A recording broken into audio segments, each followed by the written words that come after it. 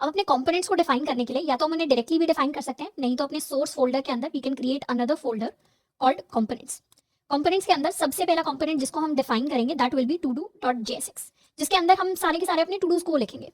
तो जैसे app.jsx होता है, हम कर देंगे एक्सपोर्ट डिफॉल्ट फंक्शन हमारा टू डू, से कैपिटल कर लेते हैं, rename it to todo.jsx। Todo के अंदर हमें बेसिकली यहाँ पर अपने इस स्टोर से क्या एक्सेस करना है या टू डू स्लाइस से क्या एक्सेस करना है, हम इस टू डूज वाले एरे को एक्सेस करना चाहते हैं, यानी हम अपनी स्टेट को एक्सेस करना चाहते हैं और इस कंपोनेंट के अंदर हम उसे प्रिंट करवाना चाहते हैं। तो अभी के लिए यहाँ से इस कंपोनेंट से हम रिटर्न कर देते हैं नॉर्मल सी एक h3 हेडिंग, जिसके अंदर हम लिख देंगे टू डूज, सेव कर लेते हैं। तो अभी के लिए फंक्शन क्या कर रहा है, ये रिटर्न कर रहा है।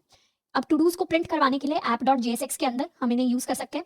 Let's remove everything from app.jsx, जो उसके अंदर ऑलरेडी लिखा हुआ है।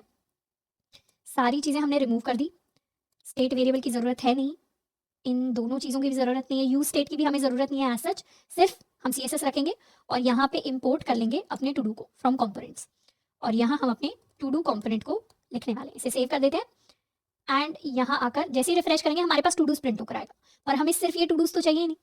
इनफैक्ट h3 की जगह इसे हम h2 कर लेते हैं। हमें सिर्फ टू डूज नहीं चाहिए, हमें क्या चाहिए, हमें उसके साथ में वो लिस्ट चाहिए प्रॉपर, जिसमें सारे के सारे एरे के एलिमेंट्स हमारे लिए प्रिंट होकर आए। अब उन्हें एक्सेस करने के लिए टू डू कंपोनेंट को क्या करना पड़ेगा, सारे टू डूज को स्टोर से जाके लेके आना पड़ेगा। वो कैसे पॉसिबल है, उसको पॉसिबल कराने के लिए हम एक नए कंपोनेंट को यूज करेंगे which is the provider component. तो अलग से एक स्पेशल कंपोनेंट होता है जिसको हम प्रोवाइडर कंपोनेंट कहते हैं, जो क्या करता है, रिडक्स स्टोर को अवेलेबल कराता है to any nested component that needs to access the Redux store. For example, हमने स्टोर को बना लिया, स्टोर के अंदर हमारे सारे स्टेट वेरिएबल हैं, स्टोर को हम ऑलरेडी बना चुके हैं, ये हमारा स्टोर हो गया। स्टोर के अंदर अभी क्या है, हमारे लिए हमारे टू डू स्टोर है, सारे के सारे स्टोर के अंदर है। अब अगर हमारी ऐप है, ये हमारा हायर लेवल कंपोनेंट है जो हमारी ऐप हो गई, ऐप के अंदर हमारे पास टू डू है। अब टू डू के अंदर कुछ और भी हो सकता है, फॉर एग्जाम्पल अभी हम फॉर्म बनाएंगे, क्या करने के लिए, नए टू डू को ऐड करने के लिए हम एक इनपुट लेंगे, उसे हम ऐड करवाएंगे, ऐड का बटन देंगे यहाँ पे, तो हम एक फॉर्म भी अभी क्रिएट करेंगे। वो फॉर्म कहाँ पे आएगा, वो ऐड करने वाला फॉर्म इसी टू डू वाले कंपोनेंट के हम अंदर ऐड कर देंगे।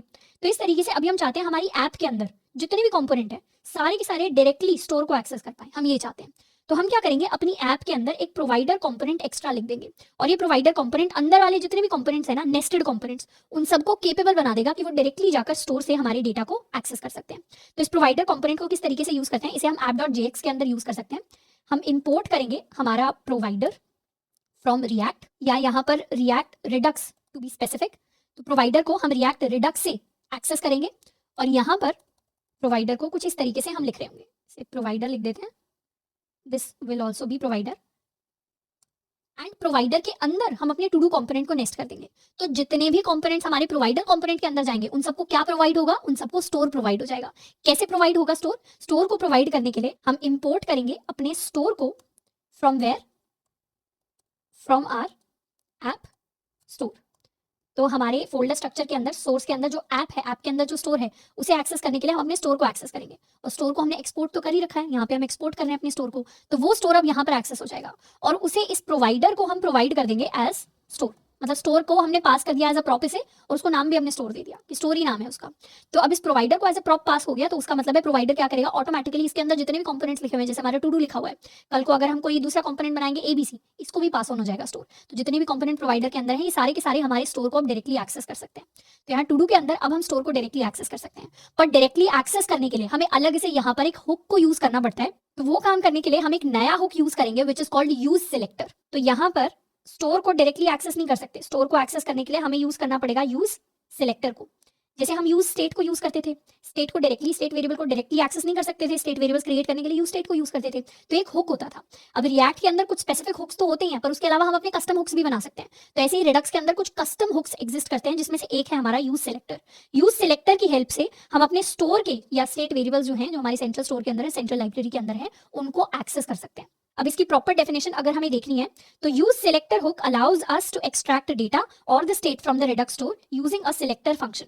तो it returns the data back to us, जो भी स्टोर के अंदर से हमें पर्टिकुलर डेटा चाहिए उसे ये हमें रिटर्न करके दे देता है। ऊपर डिस्पैचिंग एक्शन और इन सब का क्या मतलब है वो अभी हम डिटेल में पढ़ेंगे, पर बेसिकली यूज सिलेक्टर हुक को हम यूज करते हैं अपने स्टोर को एक्सेस करने के लिए।